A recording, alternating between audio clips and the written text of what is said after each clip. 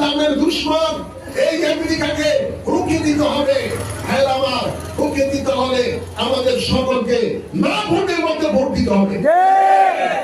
আমেরিকার এই দালালকে চিরতরে উৎখাত করতে হবে।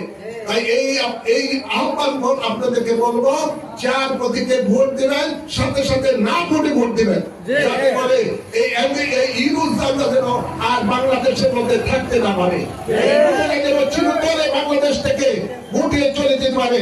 আর যেখানেই থাক না কেন, এই বাংলাদেশে যে ক্ষতি করেছে ইউরোপ, এই ক্ষতির প্রতিশোধ এই বাংলার জনগণ একদিন তার কাছ থেকে অক্ষর আদায় করে নিবে।